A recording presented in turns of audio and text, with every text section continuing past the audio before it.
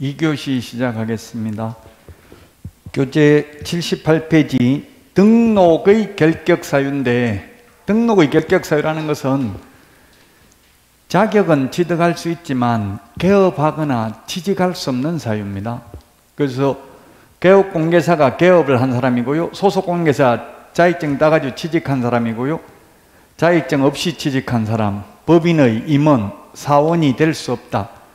한마디로 취직하거나 개업할 수 없다는 이야기입니다. 단 자격은 취득할 수 있습니다. 원칙적으로 자격을 취득하더라도 개업을 하거나 취직할 수 없는 사유를 결격사유라고 합니다. 등록의 결격사유. 개인이 등록의 결격사유에 해당되면 등록을 취소하여야 합니다. 그리고 법인이 결격사유에 해당되면, 법인 또는 임원이 결격사유에 해당되면 등록을 취소해야 된다. 다만 법인의 임원이 결격사유에 해당된 경우는 2개월 이내에 그 사유를 해소하면 X, 이 말은 해소하면 등록 취소되지 않는다는 이야기입니다. 우리 프린터 38번에 동그라미 1번에 있죠. 38번에 동그라미 1번. 임원 또는 사원이 결격사유에 해당되면 2개월 이내 사유 해소하면 등록 취소되지는 않습니다. 그리고 고용인, 소속공개사나 보조원이 결격사유에 해당되면 등록 취소되지는 않고요, 2개월 이내에 고용관계를 종료해야 되고 종료하지 않는 경우는 업무정지 사유에 해당됩니다. 우리 프린터 38번에 동그라미 2번에 있습니다. 임원, 사원이 결격사유에 해당됐는데 2개월 이내 그 사유를 해소 안 하면 절대적 등록 취소입니다. 근데 소속공개사나 보조원을 2개월 이내 그 사유 해소 안 하면 업무정지 사유에 해당됩니다. 프린터 38번에 동그라미 1번, 2번에 있습니다.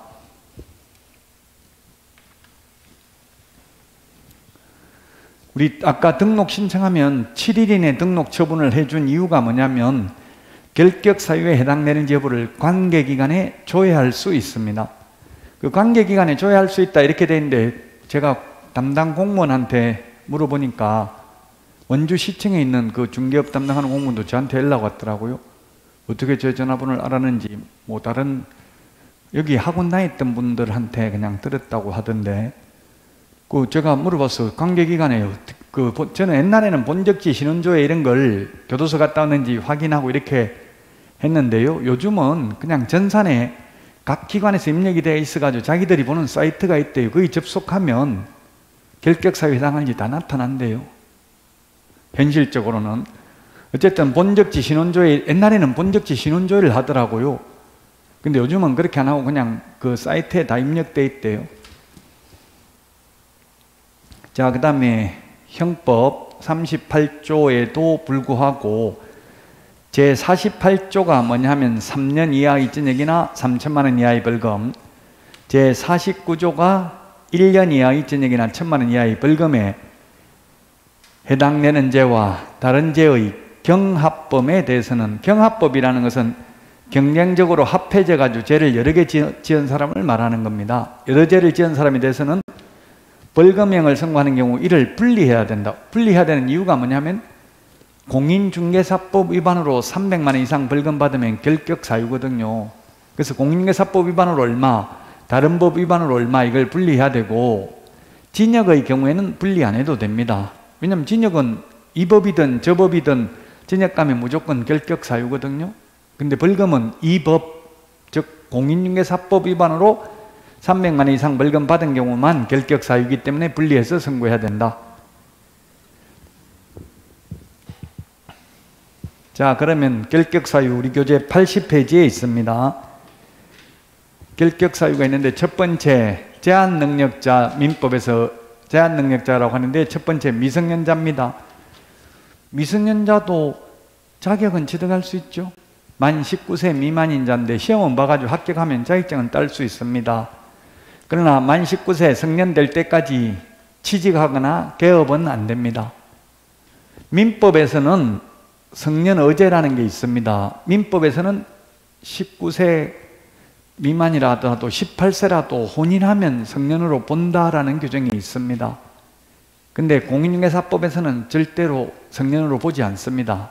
오직 나이 먹는 길밖에 없습니다. 혼인을 해도 안 되고요, 부모 동의 받아도 안 됩니다. 민법에서 부모 동의 받으면, 즉 민법에서는 법정 대리인의 동의를 받으면 단독으로 유효한 법률행위 할 수 있습니다. 즉 미성년자도 부모 동의 받으면 24시간 편의점에 알바할 수 있습니다. 이번에 선거할 때 알바가 돈 엄청 많이 줬대. 20몇만 원, 그 코로나 걸린 사람 늦게 그 안내하면 뭐 20몇만 원 줬다던데요. 그 잠깐 하고. 엄청나게 그 알바, 고소득 알바 막 몰려왔다. 우리는 어떻게 하는지 알았으면 저도 좀 알바할 텐데. 그 신청을 어디서 하는지 몰랐어요. 사람들이 코로나 걸릴까봐 무서워서 안 오니까 이제 돈 많이 주고 하는 거예요. 그 코로나 걸린 사람 안내하고 그냥 어디로 가는 거 안내하는 것만 하는데도. 선거관리위원회에서 알바 많아요. 한 3개월 알바하는 게 돈 많이 주더라고요. 인터넷에 찾아봐요. 저도 몰라. 저도 안 해봐가지고. 자, 그래서 무조건 결론은 24시간 편의점 알바하는 거, 선거하는데 알바하는 거는 부모 동의 받으면 가능한데, 미성년자도 공인중개사법상은 부모 동의 받아도 안 되고요, 중개업소 근무하려면 무조건 나이를 먹어야 된다고, 결혼해도 안 되고 19세. 시험은 볼 수 있다고 했습니다. 미성년자. 그 다음에 피성년 후견인, 피한정 후견인, 이거는 민법 9조부터 민법 14조에 있는데, 피성년 후견인, 옛날에는 금치산자, 피한정 후견인을 2014년 전에는 한정치산자 이렇게 불렀습니다. 민법에서.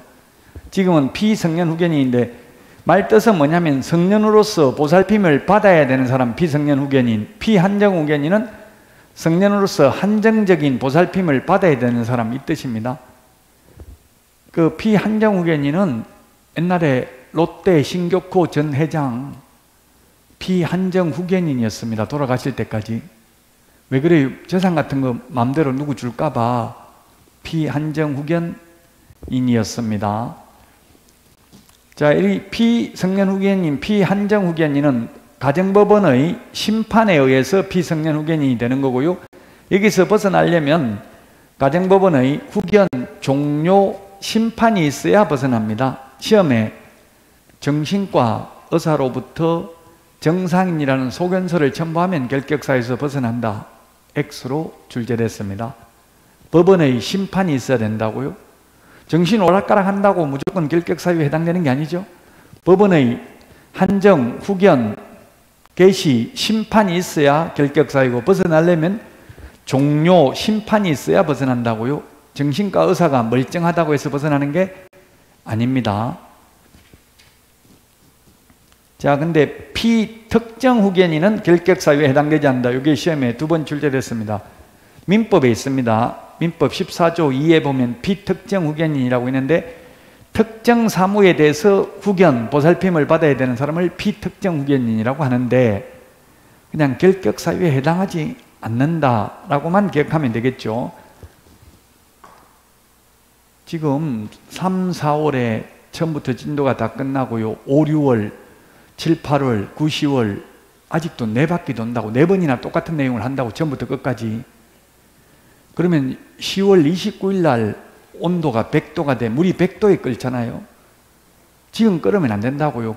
끓으면 불 안 떼면 다 식어 빠진다고. 그럼 계속 불 떼려면 에너지가 너무나 많이 소비돼요. 그 서서히 워밍업을 해야 된다고, 조금씩 조금씩. 지금은 30도 돼야 돼, 온도가. 3월 달에는 10월 달에 100도니까 4월 달에 40도, 5월 달에 50도, 6월 달에 60도, 7월 달에 70도, 이런 식으로 조금씩 조금씩 높여가야 돼요. 그러니까 너무 무리하게 처음부터 뭐 하나도 모르겠다 이러다가 또 전부 다 알겠다, 그렇게 위험하시다고. 약간 너무 지금 다 안다고 해서 걱정해요. 오히려 너무 다 알아도 걱정이고, 지금은 몰라도 됩니다. 참고 10월 달까지 버티기만 하면 다 합격한다고요.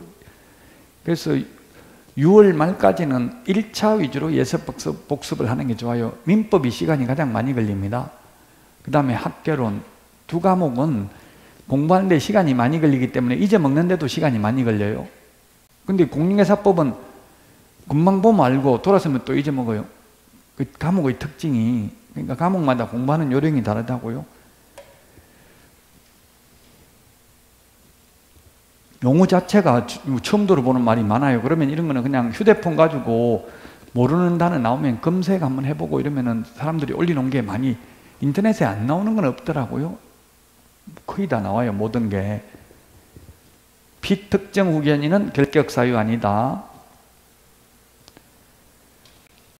자, 그 다음에 파산선고 받으면, 파산선고는 채무자 회생 및 파산에 관한 법률에 의해서 파산선고라는 것은 빚잔치를 한 겁니다. 자기 재산도 관리 못해가지고 빚잔치 한 사람이 나무 재산 부자 만들어주겠다고 집 소개하고 이렇게 할 자격 없다는 이야기입니다. 그래서 복권이 되어야 합니다. 복권 받으면 즉시 벗어납니다. 복권되고 3년 지나야 된다. X입니다. 법원 복권 결정이 있으면 됩니다. 법원의 복권 결정이 있어야 됩니다. 복권 신청만 하면 벗어난다. X입니다. 시험에 출제됐어요. 법원의 복권 결정이 있어야 됩니다. 결격사유에서 벗어나려면, 파산선고 받으면. 자, 그 다음에 금고 이상 형을 선고받고 그 집행이 종료되거나 집행을 받지 아니하기로 확정된 후 3년 미경과자입니다. 금고 이상이라고 하면 징역, 금고, 사형이 되겠습니다.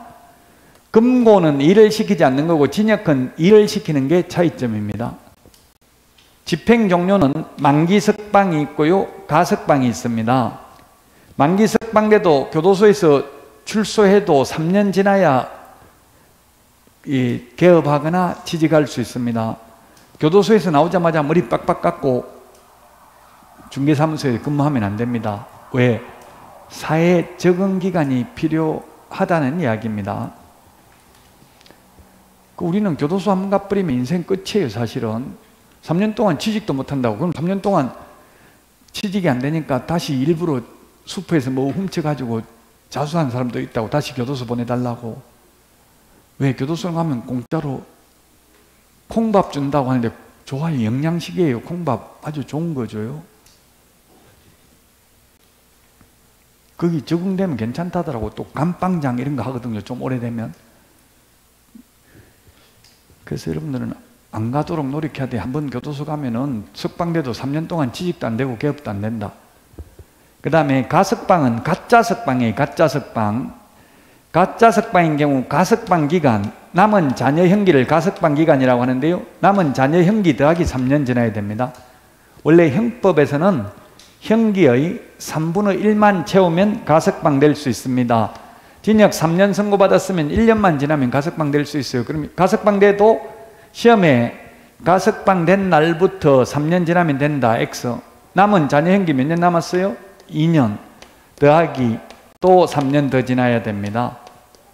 그래서 만기 석방된 자나 가석방된 자나 선고받은 날로부터는 똑같이 6년 지나야 됩니다. 만약 3년을 선고받았다면 3년 살고 나와서 3년 지나야 되고 1년 만에 가석방돼도 남은 자녀 형기 2년 더하기 3년이니까 똑같다는 이야기입니다. 가석방된 자나 만기 석방된 자나 선고받은 날로부터 결격사유에서 벗어나는 시기가. 무기징역은 시험에 나온 적이 없습니다. 그냥 넘어가겠습니다. 시험에 안 나오는 거 너무 많이 하면 스트레스 받으니까. 자, 그 다음에 집행면제가 있는데 법률 변경. 법률 변경이 뭐가 있습니까? 제가 어릴 때는 혼인빙자 간음죄가 있었고요. 지금은 간통죄도 있었는데 다 폐지됐죠. 간통죄, 혼인빙자, 간음죄 이런 게. 그럼 간통죄로, 만약에 간통죄는 2년 이하의 징역에 처하는데요. 교도소에 구속되어 있는 상태에서 간통죄가 폐지됐습니다. 그럼 석방됩니다. 석방돼도 바로 중개사무소에 근무 못하고 3년 지나야 됩니다. 법률 변경으로 더 이상 범죄에 해당되지 않는 경우. 형의 시효 완성도 3년 지나야 되는데요.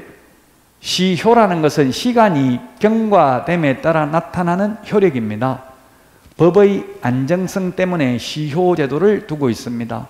민법에서 점유취득시효는 20년, 등기부 취득시효는 10년 이런 게 있습니다. 그래서 형의 시효가 완성돼도 3년 지나야 됩니다. 형의 시효는 확정 판결을 받고 시간이 경과된 경우고요. 공소시효는 결격사유에 해당되지 않는데, 공소시효라는 것은, 공소라는 것은 재판에, 검사가 재판에 회부하는 걸 공소라고 합니다. 기소하고 같은 말입니다. 죄 짓고 안 잡히고 도망 다니면 공소시효가 완성됩니다. 재판에 회부하지 않는 상태에서. 옛날에 살인죄의 공소시효는 15년이었습니다. 옛날에 이춘재 살인사건, 화성살인사건 이런 거는 그때 15년이었어요. 죄 짓고 15년만 도망 다니면 살인을 해도 처벌 안 받는다고요. 그래서 결격사유가 아닙니다. 그런데 지금은 물론 살인죄는 공소시효 없어졌습니다. 공소시효가 다 있어요. 몇 년인지 공소시효 암기할 필요는 없어요. 그냥 공소시효가 완성되면 결격사유가 아니다. 형의 시효가 완성되면 3년 지나야 된다. 같은 시효라도 형의 시효는 확정 판결 받고 시간이 경과된 경우고, 이거는 재판에 회부하기 전에 시간이 경과된 경우를 말합니다. 특별사면은 3년 지나야 됩니다. 특별사면돼도. 지금 박근혜 전 대통령 특별사면 됐죠? 그도 3년 지나야 됩니다. 보조원 취직 안 됩니다. 특별사면돼도. 일반 사면은 즉시 벗어납니다. 일반 사면은. 일반 사면은 이게 일반 사면이 뭔지 특별 사면이 뭔지 보려면 사면법을 봐야 되는데, 사면법은 우리 시험 범위 아닙니다. 그래서 결론만 시험에 나온다고 특별 사면은 3년 지나야 되고 일반 사면은 즉시 벗어난다. 뭐가 더 좋은 거예요? 일반 사면, 특별 사면 중에서? 일반 사면이 좋은데, 일반 사면을 대사라하고 특별 사면을 특사라 하는데, 아마 대통령 당선되고 나면 특사 보통 했습니다. 과거에 모든 대통령들이. 그 특별 사면 해도 3년 지나야 됩니다. 일반 사면은 대통령 마음대로, 특별 사면은 대통령 마음대로 할 수 있어요. 대통령 고유 권한이에요. 근데 일반 사면은 죄의 종류를 대통령령으로 정해서 국회 동의를 받아야 됩니다. 야당에서 협조해 주거나 동의해 주는 경우는 이때까지 우리나라에는 거의 없더라고요. 우리나라에는 없었어요. 과거에 보면. 그러니까 일반 사면은 거의 한 적이 없어요. 야당이 동의를 안 해주니까. 특별 사면돼도 3년 지나야 되고, 일반 사면 되면, 일반 사면은 모든 사람, 만약에 예를 들어서 도로교통법 뭐 제10조 일반 사면하기로 한다면 그 죄에 해당되는 사람 모두 다 해야 됩니다. 특별 사면은 특별한 사람만 해도 됩니다. 콕 찍어가지고 누구 대통령 한 명만 할 수도 있습니다. 옛날에 이명박 대통령 때는 이건희 혼자만 특별 사면 했었어요. 딱 한 명만. 그렇게 해도 됩니다. 특별 사면은. 자, 몰라도 되고 결론만 시험에 나온다고. 특별 사면은 3년 지나야 되고 일반 사면은 즉시 결격사유에서 벗어난다. 그렇게만 기억하시면 되겠습니다. 자, 집행유예 기간에 있는 자. 집행유예가 있고요. 선고유예, 기소유예, 유예가 세 가지가 있는데, 집행유예는 교도소 갑니까? 안 갑니까? 집행유예 받으면? 안 가죠. 징역 3년에 처한다. 그러나 깊이 뉘우치고 있으므로 그 집행을 5년간 유예한다 하면은 이 유예기간 5년 동안 결격사유에 해당됩니다. 교도소는 안 갑니다. 5년만 무사히 지나가면 이 3년 받은 거 없어집니다. 5년 안에 죄를 1년짜리 지으면 옛날에 받았던 3년하고 새로 지은 죄 1년 같이 살아야 됩니다. 그런 거 다 몰라도 되고, 결론은 집행유예는 유예기간 동안 결격사유에 해당되는데, 선고유예나 기소유예는 결격사유에 해당하지 않는다. 기소유예는 검사가 아예 재판에 회부 안 하고 검사선에서 마무리 짓는 거예요. 기소유예입니다. 기소유예. 재판에 회부 안 하고 검사선에서 마무리 짓는 거. 선고유예는 재판에 회부는 했는데 판사가 징역 1년에 해당되나 그 선고를 유예한다 하면 2년이 지나면 면소된 것으로 본다. 형법 제60조에 규정되어 있는데요. 다 몰라도 되고, 결론은 결격사유는, 집행유예는 유예기간 동안, 유예기간이라는 건 징역 3년에 처한다. 그러나 깊이 뉘우치고 있으므로 5년간 유예한다 하면 유예기간이 5년이에요. 뒤에 있는 거. 유예기간만 결격사유에 해당되는데, 선고유예나 기소유예는 결격사유에 해당하지 않는다. 더 가벼운 죄이기 때문에. 지금 정부에서는 이게 각 각종 자격증마다 결격 사유가 다 달라요, 지금. 그래서 이걸 일원화, 통일시키는 노력을 하고는 있는데 쉽지는 않은 것 같더라고요. 뭐 감정평가사, 예를 들면 뭐 법무사, 공인중개사, 개업공개사 이게 다 다르다고요. 결격 사유가 지금 자격증마다. 왜 이렇게 했냐? 그럼 법을 만든 사람은 그냥 아무 생각 없이 법을 만들어서 그냥 다 다르다고요. 자격증마다. 선고유예, 기소유예는 결격 사유 아닙니다. 자, 그 다음에 자격 취소되고 3년 미경과자, 우리 프린터 46번에 오늘 1번부터 5번까지, 1번부터 4번까지가 개업하거나 취직할 수 없는 사유입니다. 46번에 5번 자격 취소되고 3년간은 다시 자격증 딸 수 없다. 지난주 했죠? 1번부터 4번까지가 지금 이번 시간에 하는데요. 이게 2번에 있습니다. 2번 자격 취소되고 3년 미경과자는 개업도 안 되고 취직도 안 된다. 3년입니다. 그 다음에 자격 정지 기간 중에 있는 자, 자격 정지는 소속 공인중개사에 대해서 6개월 범위 내에서 자격을 정지할 수 있죠. 그 다음에 등록 취소되고 3년 미경과자, 등록 취소되고 3년 미경과자입니다. 다만 사망, 해산, 결격 사유, 등록 기준 미달의 경우에는 등록 취소되고 나서 3년 지나야 된다는 규정을 적용받지 않는다. 자, 그러면 사망, 해산의 경우에는 사망해가지고 등록 취소되면 몇 년 지나면 결격 사유에서 벗어난다는 이야기입니까? 즉시 벗어난다. 3년 지나면 벗어난다. 영원히 못 벗어난다. 사망을 해서 등록 취소하면 즉시 결격 사유에서 벗어난다. 3년 지나면 벗어난다. 영원히 못 벗어난다. 답이 뭐냐고 3개 중에 있어요. 틀리도 괜찮아요. 그냥 영원히 못 벗어난다? 그렇죠. 죽으면 끝이잖아요. 단 부활한 경우에는 그러하지 아니하다.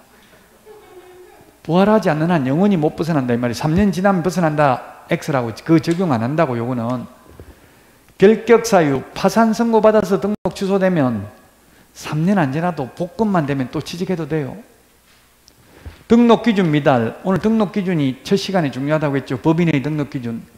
대표자는 공인중개사이어야 하며 대표자를 제외한 임원 또는 사원의 3분의 1 이상이 공인중개사이어야 합니다.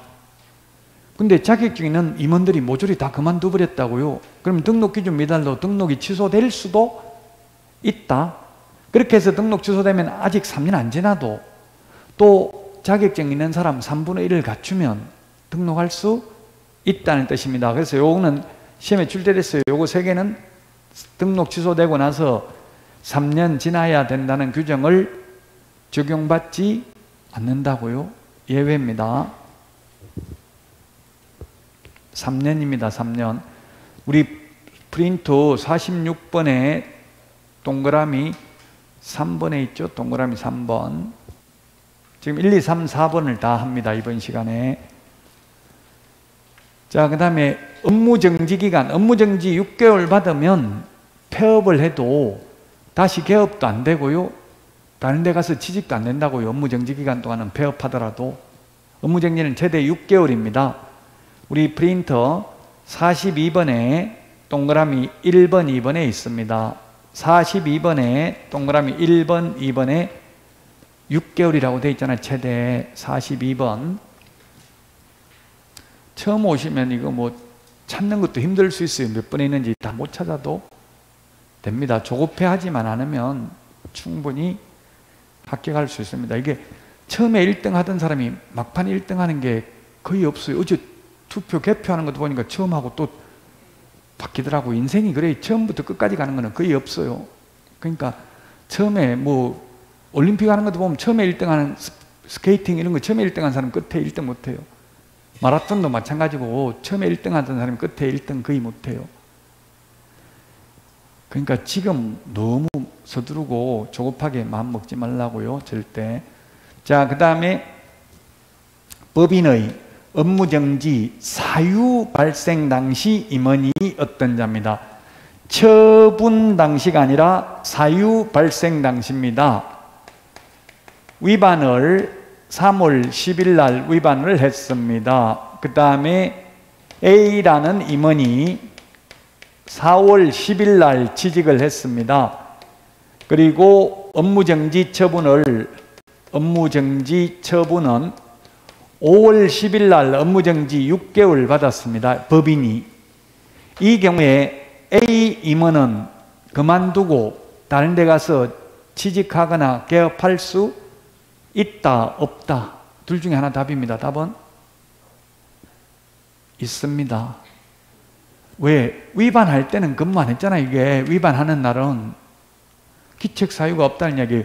위반할 때가 아니라 처분 당시가 아니라 뭐라고 했습니까? 사유 발생 당시. 사유가 이때 지금 위반할 때 사유 발생한 거잖아요. 이때는 근무 안 했잖아요. 그래서 그만두고 다른 데가 취직하면 돼요. 개업해도 되고. 단 그만두고 해야 되죠. 안 그만두고 하면은 이중소속 이런 거 이중등록은 안 되니까. 사유 발생 당시라고 처분 당시가 아니고 시험에 출제됐어요. 처분 당시. 시험에 이렇게 나왔다고. 사유 발생 당시는 근무 안 했지만 처분 당시에 근무했다면 결격 사유다. X라고요. 사유 발생 당시 위반할 때 이때 근무를 해야 된다고요. 임원 또는 사원. 자, 공인중개사법 또는 이 법이라고 합니다. 이 법에 의해서 300만 원 이상 벌금 받고 3년. 프린터 46번에 동그라미 4번에 있죠?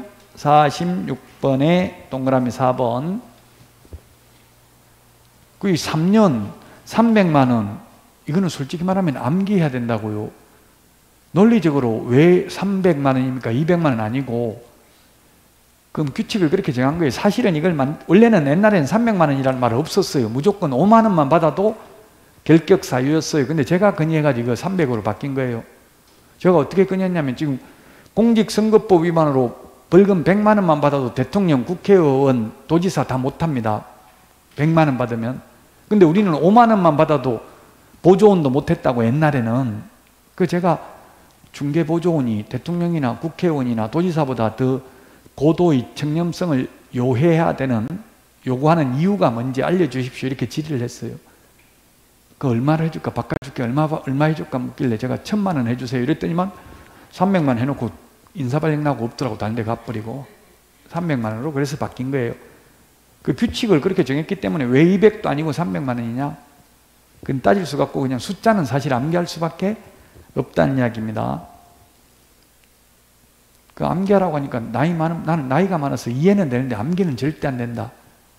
절대라는 건 없어요. 절대는 신만이 절대적이고 인간은 상대적입니다. 노력하면 된다고 계속 반복해서 보면. 나이 많아도 다 우리 말하고 있잖아요. 말. 언어를 배우는 거 이거 없는 거 다 암기잖아요. 약속이잖아요. 이게 규칙. 외국말 못하는데 외국 가서 살면 한다고요. 또 결국은. 그 이법인 공인중개사법인데 시험에 도로교통법 위반으로 사기죄로 300만 원 벌금 선고받아도 결격 사유? 아니다. 공인중개사법 위반입니다.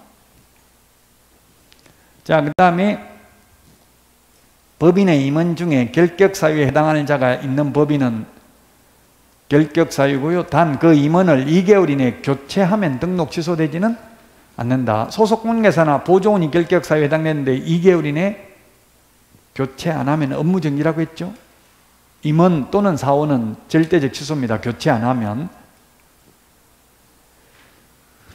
자, 여기까지 시험에 최근 35년간 해마다 시험에 출제됐습니다. 근데 이게 형법, 그 다음에 채무자 회생 및 파산에 관한 법률 등 여러 개의 법률이니까 좀 어려울 수 있어요. 자, 다음은 93페이지입니다. 93, 우리 교과서 93. 사무소, 1등록 1사무소입니다. 한 번밖에 등록 안 되고 사무소도 하나밖에 둘 수 없습니다. 중개사무소. 몸은 하나인데 사무소를 여러 개 두게 되면 결국은 다른 사람한테 맡겨야 되잖아요. 다른 사람한테 맡기면 그건 자격증, 등록증 빌려주는 꼴이 되겠죠. 그래서 사무소 하나밖에 안 된다. 다만 법인은 회사입니다. 회사의 경우에는 분사무소를 둘 수 있다. 분사무소가 뭐냐면 지사, 일반 회사는 지사, 금융기관은 지점이라고 하잖아요. 그걸 우리 공인중개사법에서는 분사무소라고 합니다. 즉 회사의 경우에는 지점을 둘 수 있다는 이야기입니다. 법인인 경우만. 시험에 공인중개사인 개업공개사라도 분사무소 책임자를 공인중개사로 고용하는 경우 분사무소 둘 수 있다. X입니다. 누구만 둘 수 있다? 법인만. 회사. 법인만 분사무소 둘 수 있다고. 개인개업공개사는 분사무소 안 됩니다. 그 다음에 천막, 그 밖에 이동 용이한 임시중개시설물, 소위 뜻다방, 파라솔, 천막 이런 거 모델하우스 앞에 설치 많이 하잖아요. 그런 거 설치하면 안 된다. 그래서 요즘 모델하우스 앞에 가보면 설치해놨어요? 안 해놨어요? 예, 해놨죠. 해놨습니다. 해놨는데 옛날하고 다른 점은 옛날에는 이런 걸 설치해 놓으면 중개사무소 이름도 다 적어 놓고요. 전화기도 다 설치해 놨었어요. 옛날에는 보면. 근데 요즘은 이름 누가 설치했는지 이름 안 붙어 있죠. 그냥 천막만 설치해 놨어. 파라솔만. 왜? 판례가 누가 설치했는지 모르면 처벌할 수 없다는 게 판례예요. 거기서 중개행위를 파라솔에서 중개행위를 하다 적발됐어요. 네가 했지. 검사가 물으니까 기소했어요. 재판 넘어갔는데 제가 한 거 아닌데요. 그 왜 그럼 거기서 중개행위 하냐? 다리가 아파서 여기서 좀 중개하면 안 됩니까? 그 천막 있길래 했는데요. 이렇게 한 거예요. 그러니까 검사가 안 되니까 도로교통법 위반으로 기소를 했어요. 도로에 무단으로 물건을 적치했다고. 그래도 또 판사한테 내가 한 거 아닌데요. 우겨가지고 처벌 안 받았어요. 검사한테 이 사람이 했다는 거 입증해라. 설치했다는 거. 입증 못 해가지고 무죄 받았다고. 무죄. 그래서 요즘은 누가 설치했는지 모르게 그냥 설치해놔요. 그럼 왜 설치하냐? 제가 중개업을 해보니까 설치를 해야 MGM을 줘요. 건설회사에서, 분양회사에서. 지금 텔레비전에 SBS인가 그런 거 나오던데 개업공개사 사기치는 수법 해가지고 뭐 R 준다, R 20개 준다 이런 거 못 보셨어요? 텔레비전에? 네? 텔레비전에 하던데 그 마스크 복면하고 나와가지고 뭐 보험회사 직원 이런 거 나와가지고 보험회사 그런 거 뭐 하는 거 있던데 텔레비전에 이 제목은 모르겠는데 그 개업공개사들 나와서 하더라고. 사기가 아니에요. 그거는 R 20개 준다 이 말은 빌라 같은 거 소개하면 R 20개 줘요. 2천만 원 이게 R 한 개가 100만 원이에요. R이 리베이트예요. 리베이터. 그거는 뭐 불법도 아니고 가능해요. 분양대행. 빌라 같은 거는 2천만 원 주고요. 아파트는 MGM이라는 말을 많이 써요. MGM이 뭐냐면 멤버스, 겐 멤버스. 사람 데리고 오면 인당 얼마 주는 거예요. 이게 300만 원 정도 줘요. 아파트는. 그러면 그 파라솔을 설치한 사람한테만 준다 이렇게 하고 홍보를 다니더라고. 건설회사에서. 그럼 우리가 볼 때는 경쟁이 치열하면 뭐 청약 경쟁률이 10대 1이다 이런 데는 분양대행 수수료 주겠어요? 안 주겠어요? MGM? 줍니다. 아마 모델하우스 앞에 가보면 개업공개사들이 사장님 전화번호 적어주세요. 나중에 피 받아드리겠습니다 하고 이런 거 받는 거 안 봤어요? 그거 받아가지고 입력을 해요. 그 사이트에 그 접속해서 개업공개에서 입력해요. 그럼 그 사람이 분양받으면 MGM 300 주는 거예요. 미분양된 것만 받는 게 아니고. 그럼 건설회사에서는 왜 그렇게 하겠어요? 그렇게 해야 청약 경쟁률은 10대 1인데 뜻다방 개업공개사가 하나도 안 나와 있으면 계약을 아무도 안 해버려요. 청약만 해놓고. 그래서 계약률을 높이기 위해서 그런 식으로 한다고. 그래야 야 이거 계약해가지고 분양받으면 나중에 피 받고 팔 수 있겠다. 자꾸 전화번호 달라 하고 지금부터 벌써 피 받아주겠다 하고 이러니까 그 텔레비전에 그거 하더라고. 제가 해봤는데 그 텔레비전에 다 복명 이게 쓰고 와가지고 말하던데요. R 20개 준다. 예, 그래서 뜻다방 설치하면 안 됩니다. 94페이지입니다. 분사무소인데요. 분사무소. 법인의 분사무소. 분사무소 둘 수 있는데 분사무소 설치 신고 등록관청 주된 사무소 등록관청이에요. 즉 만약에 원주시에 본사가 있는데 횡성군에 분사무소 설치하려면 횡성군 갈 필요 없고요. 주된 사무소 등록관청에 신고하면 7일 이내에 신고 확인서를 교부해주면 업무 개시할 수 있고 원주시장이 횡성군수한테 분사무소 관할 시장군수구청장에게 지체 없이 분사무소 설치 사실을 통보합니다. 우리 프린터 4번, 프린터 4번에 맨 밑에 까만 별표가 5개가 있는데요. 세 번째 까만 별표에 보니까 분사무소 설치 신고 어디다 한다고 돼 있어요? 주된 사무소 등록관청에 한다고 돼 있죠. 이게 그냥 등록관청이 주된 사무소 등록관청이에요. 등록관청이란 첫 시간에 했잖아요. 주된 사무소 소재지 시장 군수구청장을 등록관청이라고 한다 했습니다. 자, 우리 교과서 95페이지에 보니까 동그라미 2번 위에서 세 번째 줄 분사무소 설치 요건인데요. 동그라미 기역에 보니까 분사무소는 주된 사무소가 속한 시군구를 제외한 밑줄 치세요. 제외한 시군구별로 설치하되 시군구별로 일개소를 초과할 수 없다. 제외입니다. 만약에 원주시에 본사가 있으면 원주에는 분사무소 둘 수 없죠. 제외입니다. 그 다음에 동그라미 니은 공인중개사를 책임자로 두어야 합니다. 분사무소 동그라미 니은. 근데 우리 프린터 3번의 맨 위에 특수법인은 그러하지 아니하다고 했죠. 우리 교과서는 동그라미 니은에 첫 번째 줄 다만 다른 법률의 규정에 의해서 중개업을 할 수 있는 이른바 특수법인은 책임자가 공인중개사일 필요 없다.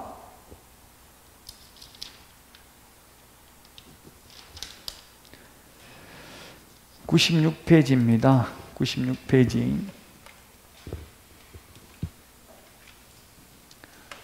분사무소는 주된 사무소가 속한 시군구를 제외한 시군구별로 설치하되 시군구별로 일개소를 초과할 수 없다. 책임자는 공인중개사여야 되는데 특수법인은 책임자가 공인중개사일 필요 없다.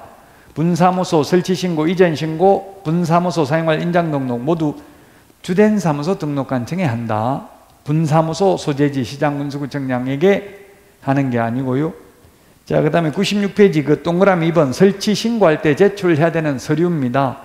서류가 세 가지인데 실무교육 수료증 4본, 그 다음에 보정설정 증명서류, 사무소 확보 증명서류 3개를 제출해야 된다.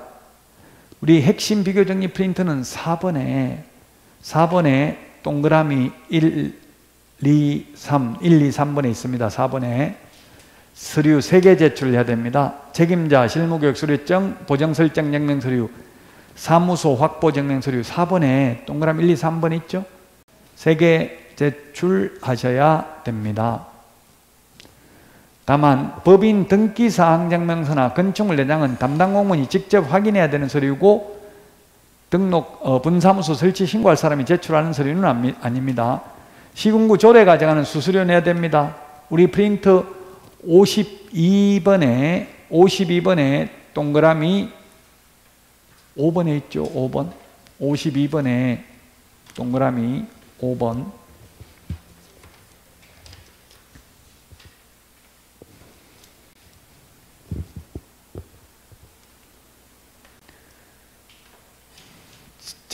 분사무소 설치 신고할 때는 자격증 사본은 제출 안 합니다. 왜? 지난주에 자격증 교부대장은 전자적 처리가 불가능한 특별한 사유가 있는 경우를 제외하고는 전자적 처리가 가능한 방법으로 작성 관리되어야 합니다. 그래서 우리 프린터 51번에 동그라미 2번에 있습니다. 51번에 동그라미 1, 2, 3번 자격증 사본 미제출이라고 되어 있잖아요. 51번에 1, 2, 3번. 왜 미제출이냐면 이 자격 확인을 요청이라고 되어 있잖아요. 이 요청을 하라고 되어 있는데 현실적으로는 제가 등록해 보니까 제 주민등록번호 공무원 컴퓨터에 입력하니까 자격증 2번 딴 거 다 뜨더라고요. 그래서 제가 공무원 보고 저 2개인데 지금 하나 빌려줘가지고 취소되면 나머지 가지고는 계속 해도 되죠. 이렇게 하니까 장난치냐 이렇게 하면서 뭐라고 하더라고요. 자, 그 다음에 법인 등기사항 증명서도 인터넷으로 확인이 가능하기 때문에 분사무소 설치 신고하는 사람이 제출하는 서류가 아닙니다. 제출하는 서류 3개, 프린트 4번에 동그라미 1, 2, 3번, 책임자, 실무교육 수료증 4번, 보정설정 증명서류, 사무소 확보 증명서류 3개만 제출하면 됩니다. 자, 다음은 100페이지입니다. 100페이지.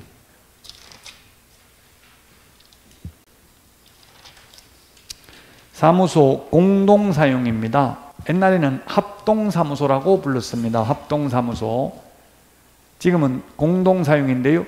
개업공개사는 다른 개업공개사와 중개사무소를 공동으로 사용할 수 있습니다. 단 업무정지기간 중에는 안 됩니다. 공동사용이.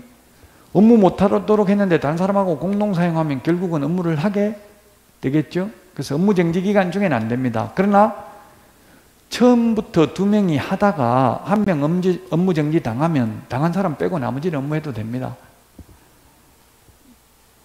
중개사무소를 공동으로 사용하고자 하는 개업공개사는 개설 등록 또는 이전 신고를 하는 때에 사무소를 사용할 권리가 있는 다른 개업공개사 승낙서를 제출해야 됩니다. 다른 개업공개사 내 시험에 건물주 승낙서 제출해야 된다. X로 출제됐습니다. 공동사무소에 대해서는 이 2개 지문밖에 없습니다. 시험에 나올 만한 게. 만약에 A, B, C, D 4개의 사무소가 있는데 A에서 같이 쓰려면은 B가 이전 신고하면 되고 C가 이전 신고하면 됩니다. 별도로 공동사무소 설치 신고서라는 서식이 없습니다. 이전 신고하면 되고요. 또는 A가 하고 있는 장소에다가 신규 등록을 하면 되고요. 또 하나의 방법은 처음부터 2명 이상이 신규 등록을 하면 이게 공동사무소가 되는 거고요. 그러면 공동사무소가 되면은 A, B, C, D가 하나의 사무소에 있었다면 이게 칸막이가 있을까요? 없을까요? 공동사무소는? 칸막이가 있고 따로따로 출입문이 있다면 이거는 공동사무소가 아니에요. 각자 사무소도요? 없습니다. 칸막이. 물론 뭐 극단적으로 칸막이가 있고 이게 문을 만들어 놓고 밖에 들어가는 문은 하나밖에 없다면 이런 거는 공동사무소입니다.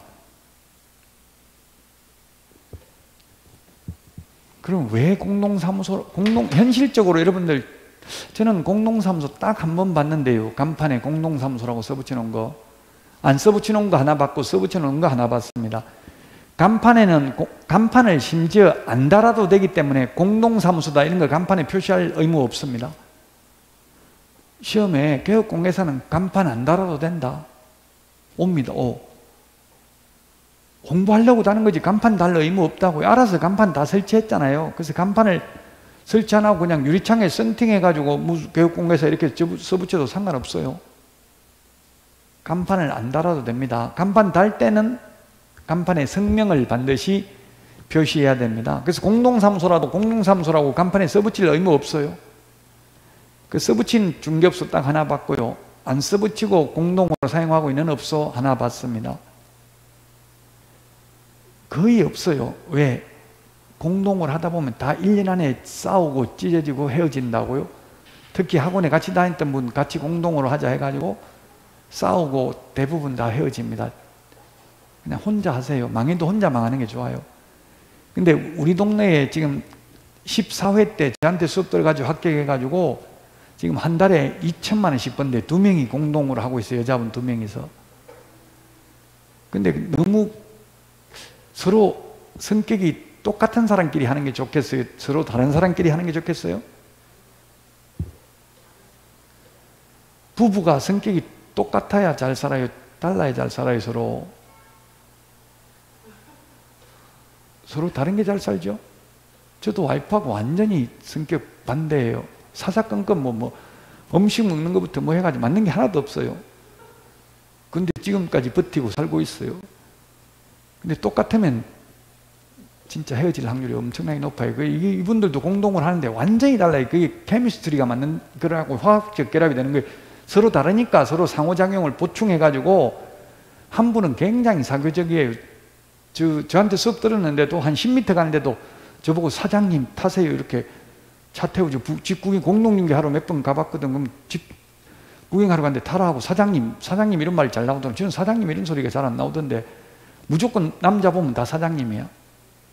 그러니까 공동중개 하더라도 그 중개업소에 다 밀어준다고 물건이 많으니까 그렇게 한 달에 2천만 원 이상 한 명당 2천만 원 이상 벌어간대요. 그럼 둘이 4천만 원 번다는 얘기예요.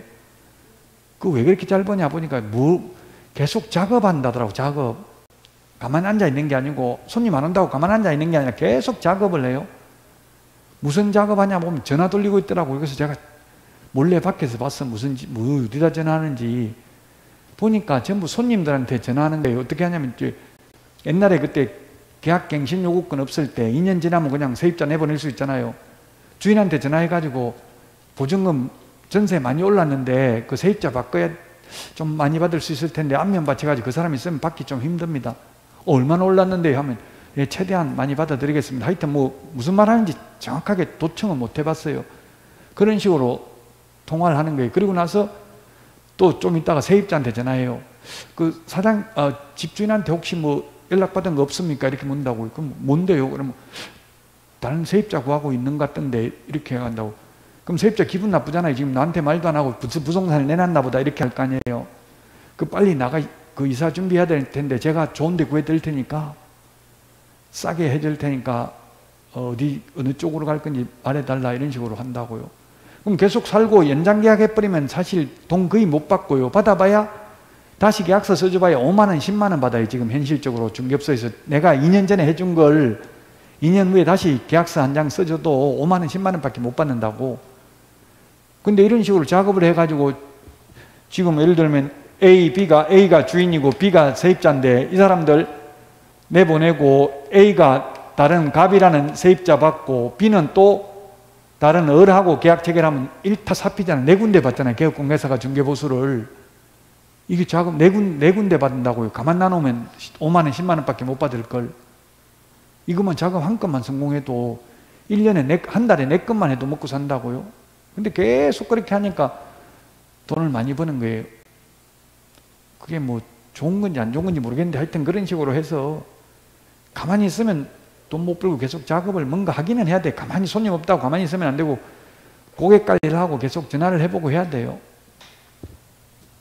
어쨌든 이렇게 해서 두 분이 공동으로 하고 있어요. 둘 다 자격증이 있는데 그분은 보면 밖에는 간판 하나밖에 안 달아놨는데 안에 들어가면 등록증이 2개 걸려 있어요. 그럼 왜 공동을 하냐? 왜 하겠어요? 그분들은 효율적인 업무 수행을 위해서 할 수 있다고 돼서 효율적인 업무 수행이면 세금 줄이려고.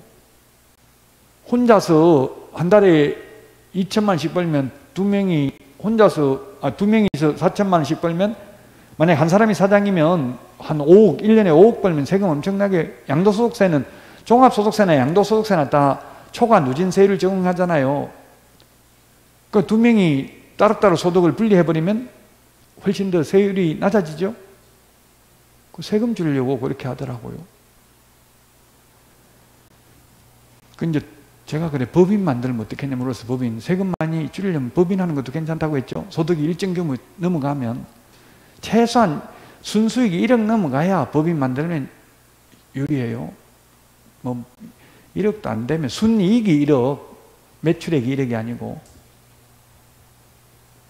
자, 어쨌든 시험에는 업무 정지 기간 중에는 공동으로 사용 못하고요. 그리고 공동으로 사용하려면은 이 A 개업 공개사 승낙서만 있으면 되지 A 건물주 승낙서가 있어야 되는 것은 아니라고요. 현실적인 거 말 안 하려고 했는데 현실적으로는 건물주 승낙서를 가져오라고 그래요. 등록관청에서. 근데 시험에는 건물주 승낙서 X로 출제됐습니다. 그 사무소를 사용할 권리가 있는 다른 개업 공인중개사의 승낙서를 제출해야 됩니다. 자, 여기까지 하고 쉬었다가 사무소 이전 신고 보도록 하겠습니다.